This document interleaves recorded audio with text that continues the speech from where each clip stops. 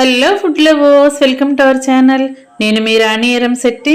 Friends, ఈరోజు breakfast recipe చేసి చూపించబోతున్నానండి. బ్రేక్ఫాస్టే కాదు, టీ టైంలో చేసుకునే స్నాక్ అని కూడా అనొచ్చండి. ఆ ప్రాసెస్ అంతా చూద్దాం. వీడియోని ఫస్ట్ నుంచి లాస్ట్ వరకు చూడండి.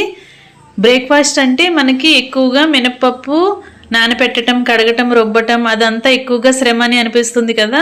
అలా కాకుండా గారెలు చేసుకోవాలి అంటే మినప్పప్పుతో అస్సలు పని లేదండి. చాలా టేస్టీగా క్రిస్పీగా ఈ గారెలు అనేవి ఉంటాయి. మినప్పప్పు గారెల కన్నా కూడా చాలా కమ్మగా అనిపిస్తాయండి. ఒక్కసారి నేను చూపించబోయే ప్రాసెస్తో మీరు కుక్ చేసి చూడండి. ఇంట్లో అందరికీ కూడా ఈ రెసిపీ చాలా బాగా నచ్చుతుంది. ఛానల్ని ఫస్ట్ టైం వాచ్ చేసిన వారు సబ్స్క్రైబ్ చేసుకుని పక్కనే ఉన్న బెల్ బటన్ క్లిక్ చేయండి. నేను పెట్టబోయే రెసిపీస్ అన్ని డైలీ మీ ఫోన్కి నోటిఫికేషన్కి వస్తాయి. ఓపెన్ చేసి చూడండి. ఇక ప్రాసెస్లోకి వెళ్ళిపోదాం. గారెలకు కావాల్సిన ఇంగ్రీడియంట్స్ అండి: 1 కప్పు సూజీ రవ్వ తీసుకోండి. ఉప్మా రవ్వ అంటాం కదా, అలాగే అదే కప్పుతో అరకప్పు అటుకులు తీసుకోండి. అలాగే 1 కప్పు పెరుగు తీసుకోండి.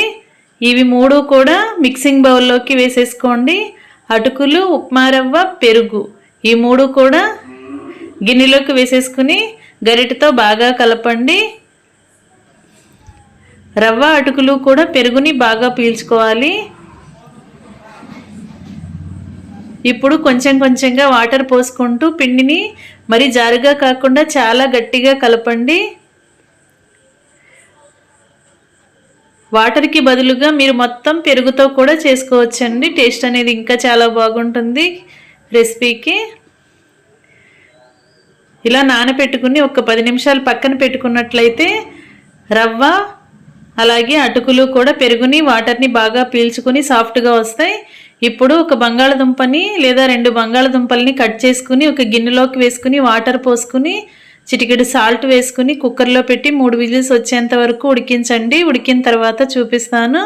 ఈలోపుగా మనం 10 నిమిషాల తర్వాత నానబెట్టుకున్న రవ్వని, అటుకుల్ని చూసినట్లయితే వాటర్ని, పెరుగుని బాగా పీల్చుకుని ఇలా చక్కగా సాఫ్ట్గా వచ్చాయి.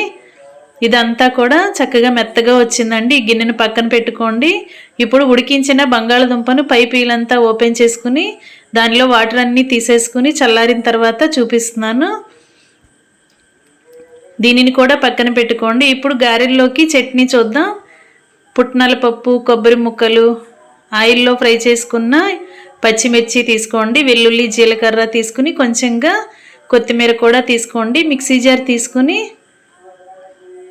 అలా పుట్నాల పప్పు వేసేసుకోండి జార్లోకి. కొబ్బరి ముక్కలు కూడా వేసుకుని వెల్లుల్లి, జీలకర్ర కూడా వేసుకోండి. అలాగే ఆయిల్లో ఫ్రై చేసిన పచ్చిమిర్చి అండి, ఘాటుకి తగ్గట్టుగా మీరు పచ్చిమిర్చిని యాడ్ చేసుకోండి. అలాగే కొత్తిమీరను కూడా మిక్సీ జార్లో వేసేసుకుని టేస్ట్కి సరిపడా సాల్ట్ వేసుకుని మూత పెట్టుకుని ముందుగా వాటర్ అనేవి ఏమీ యాడ్ చేయకుండా బరకగా గ్రైండ్ చేయండి. బాగా నలిగిన తర్వాత తగినన్ని వాటర్ పోసుకుని చట్నీని మెత్తగా గ్రైండ్ చేయండి.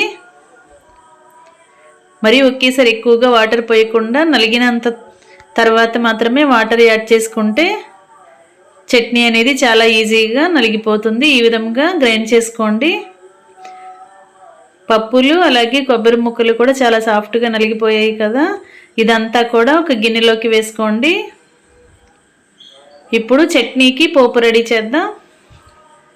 స్టవ్ ఆన్ చేసి గిన్నెను పెట్టుకోండి. 1 టేబుల్ స్పూన్ ఆయిల్ పోసుకుని ఆయిల్ బాగా కాగిన తర్వాత పచ్చిశనగపప్పు, మినప్పప్పు, ఆవాలు, జీలకర్ర అలాగే వెల్లుల్లి రెబ్బలు వేసుకుని కొన్ని కరివేపాకులు కూడా వేసుకుని బాగా చిటపట్లాడిన తర్వాత పోపు అంతా క్రిస్పీగా ఫ్రై అయిన తర్వాత చట్నీ చేసి రెడీ చేసుకుని పెట్టుకున్న బౌల్లోకి వేసేసుకుందాం.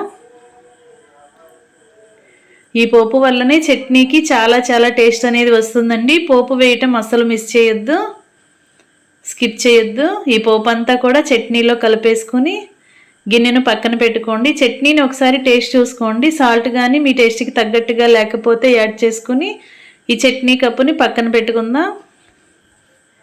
అటుకులు, రవ్వ కూడా బాగా నానాయి కదా. ఇప్పుడు గారెల్లో పిండిలోకి కావాల్సిన ఇంగ్రీడియంట్స్ అండి: సన్నగా తరిగిన ఉల్లిపాయలు, పచ్చిమిర్చి, కరివేపాకులు, కొత్తిమీర అలాగే అల్లము, జీలకర్ర తీసుకోండి.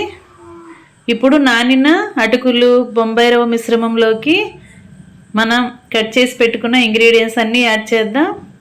ఉల్లిపాయ ముక్కలు, పచ్చిమిర్చి, కొత్తిమీర, కరివేపాకు వేసుకుని అల్లం ముక్కలు, సన్నగా తరిగిన అల్లం ముక్కలు, 1 టేబుల్ స్పూన్ జీలకర్ర వేసుకోండి. ఇవన్నీ కూడా పిండిలో వేసేసుకున్నాం కదా. ఇప్పుడు ముందుగా ఉడకపెట్టుకుని పీల్ ఓపెన్ చేసుకున్న బంగాళదుంపని ఇలా గ్రేటర్తో తురుముకోండి. ఇలా తురుముకుని తీసుకున్నట్లయితే దుంప అనేది పలుకులుగా లేకుండా పిండిలోకి చక్కగా కలిసిపోతుందండి. ఇలా ముద్దలాగా వచ్చేయాలి. ఇలా ఉడికించుకున్న దుంపలన్నీ కూడా ఇదే విధంగా గ్రేటర్తో తురుముకోండి.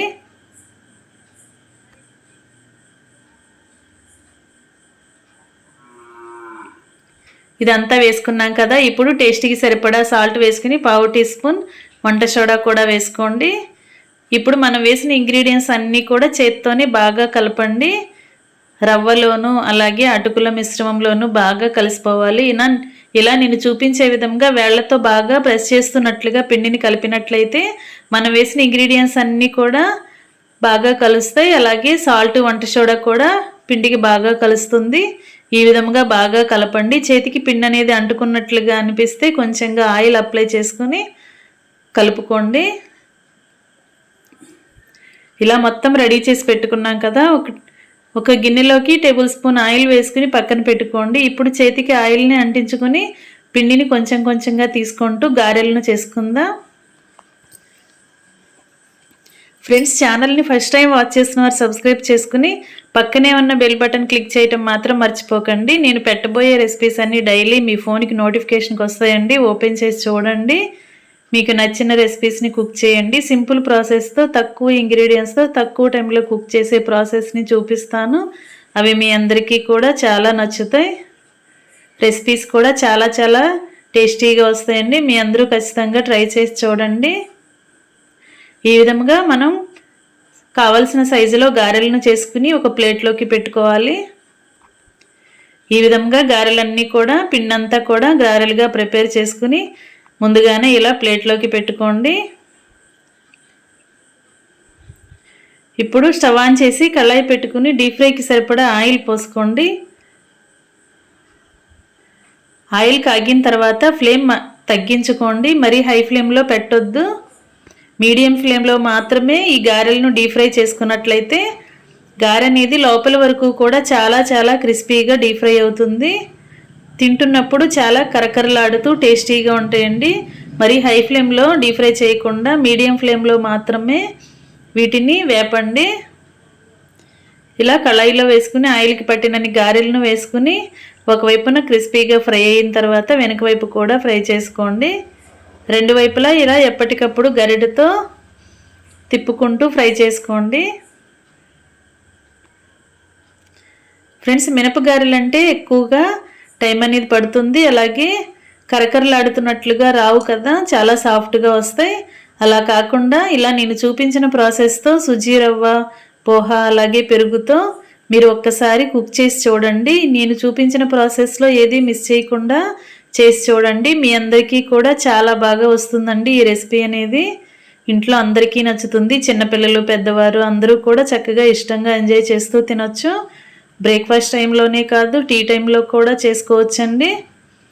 ఇంకా రెడీ అయిపోయాయి పోహా, సుజీ రవ్వ అటుకులు, అలాగే పుట్నాల పప్పు, కొబ్బరి చట్నీ కూడా రెడీ అయిపోయింది. ఇంకా సర్వింగ్ ప్లేట్లోకి తీసుకుని ఇలా వేడివేడిగా ఉన్న గారెలను ఇలా చట్నీతో సర్వ్ చేసుకుంటే చాలా చాలా టేస్టీగా అనిపిస్తాయి. వీడియో నచ్చినట్లయితే లైక్ చేయండి. మీ ఫ్రెండ్స్కి, ఫ్యామిలీ మెంబర్స్కి రెసిపీ షేర్ చేయండి. ఛానల్ని ఫస్ట్ టైం వాచ్ చేస్తున్నారు సబ్స్క్రైబ్ చేసుకుని పక్కనే ఉన్న బెల్ బటన్ క్లిక్ చేయటం మాత్రం మర్చిపోకండి. నేను పెట్టబోయే రెసిపీస్ అన్నీ ఖచ్చితంగా డైలీ మీరు చూడండి. మరొక రెసిపీతో మళ్ళీ కలుద్దాం. Thanks for watching. నేను మీ రాణి ఎరంశెట్టి.